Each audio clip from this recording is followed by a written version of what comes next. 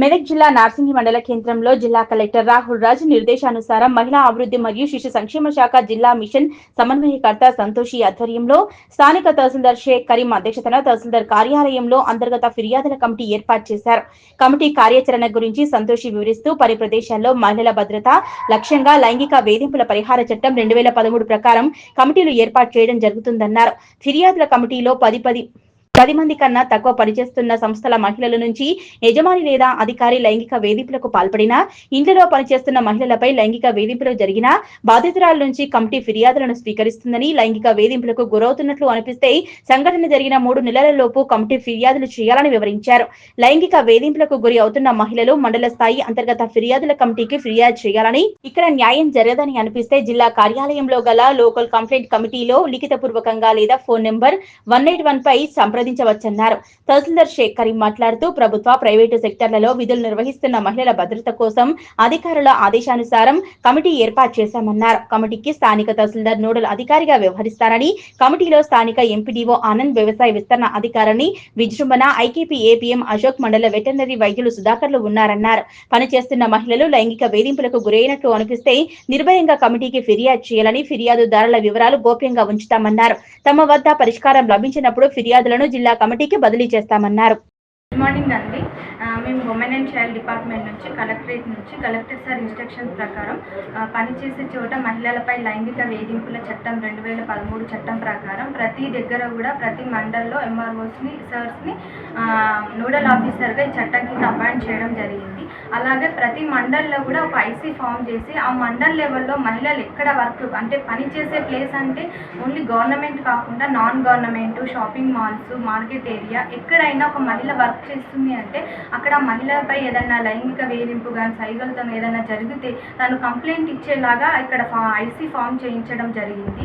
Mandal level ఏదన్నా అలాంటివి జరిగితే ఇక్కడ ఐసీ ఉంటుంది. ఇక్కడ సార్ వాళ్ళని కలిసి ఇక్కడ ఐసీ ఫామ్ చేస్తాము, ఇక్కడ కంప్లైంట్ ఇవ్వచ్చు. అండ్ ఎక్కడ మినిమం 10 మంది ఉమెన్ ఎంప్లాయీస్ వర్క్ చేస్తే అక్కడ కూడా కంపల్సరీ అక్కడ ఐసీ అంటే ఇంటర్నల్ కంప్లైంట్ కమిటీ ఫామ్ చేయాల్సి ఉంటుంది. ఆ లెవెల్లో వాళ్ళు అక్కడ ఏదైనా కేసు వస్తే అక్కడ డీల్ చేయాల్సి ఉంటుంది. అక్కడ లేదు అంటే 10 మెంబర్స్ ఉమెన్ ఎంప్లాయీస్ లేకపోతే ఒక 7-8 మెంబర్స్ ఉంటే వాళ్ళు ఇక్కడ మండల్ లెవెల్లో ఉన్న ఐసీకి కూడా కంప్లైంట్ చేయవచ్చు. లేదు మండల్ లెవెల్లో కాదు, మేము సీక్రెట్ కానీ అంటే మాకు ప్రాబ్లం అనుకుంటే డిస్ట్రిక్ట్ లెవెల్లో కూడా ఉంటుంది. డిస్ట్రిక్ట్ లెవెల్లో లోకల్ కంప్లైంట్ కమిటీ అనేది ఉంటుంది. అది డిస్ట్రిక్ట్ కలెక్టర్ ఆధ్వర్యంలో జరుగుతుంది. అక్కడైనా కంప్లైంట్ చేయొచ్చు, లేదు వ్రాతపూర్వకంగా చేయొచ్చు, లేదు అంటే ఉమెన్ హెల్ప్ లైన్ నెంబర్ 181కి కూడా కాల్ చేసి మీరు ఇన్ఫర్మేషన్ ఇవ్వచ్చు. ఇది ఏదైనా సీక్రెట్గానే డీల్ చేయడం జరుగుతుంది. Thank you. పై అధికారి ఇన్స్ట్రక్షన్ ప్రకారం నార్సింగి మండల్లో ఐసీసీ అనేది సెక్చువల్ హరాస్మెంట్ గురించి ఒక కమిటీ అనేది మండల లెవెల్లో ఫామ్ చేస్తున్నాం. ఇందులో తహసీల్దార్ అయితే నోడల్ ఆఫీసర్గా ఉంటారు. రిమైనింగ్ 4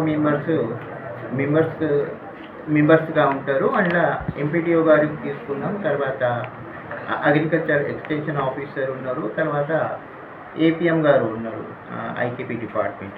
అయితే నేను చెప్పేది ఏమంటే ఇంతకుముందు మేడం గారు ఈ చట్టం కింద ఏమేమి ఉన్నాయి, ఏమైనా కంప్లైంట్ వస్తే మనం ఎట్లా చర్యలని తీసుకొని మనం ఫర్దర్ ప్రొసీడ్ కావాలి. అయితే ఈ ఒక చట్టం అనేది ఎక్కువ మనకు గవర్నమెంట్ ఆఫీసెస్లో ఎక్కువ మన స్టాఫ్ కానీ, తర్వాత ప్రైవేట్ సెక్టర్లో మార్కెటింగ్ కానీ, మన మండల్ జ్యూడిక్షన్లో ఎక్కడ ఎక్కువ సపోజ్ ఐకేపీ ఉన్నాయి, ఐకేపీలో కూడా ఎక్కువ ఉమెన్సే పనిచేస్తారు. అట్లాంటి ప్లేసెస్లో ఏమైనా ఇట్లాంటి జరిగితే అది డైరెక్ట్ తహసీల్దార్ దగ్గర వచ్చి మీరు కంప్లైంట్ ఇస్తే చట్టం ప్రకారం ఈ కమిటీ అనేది మండల్ లెవెల్లో ఫర్దర్గా దానికి ప్రాసెస్ చేసి మండల్ లెవెల్లోనే చర్యలు తీసుకుంటాం. ఒకవేళ ఇక్కడ సెటిల్ కాకుంటే మళ్ళీ కేసుకి ఏమో డిస్ట్రిక్ట్ లెవెల్కి రిఫర్ చేస్తాం. Thank you.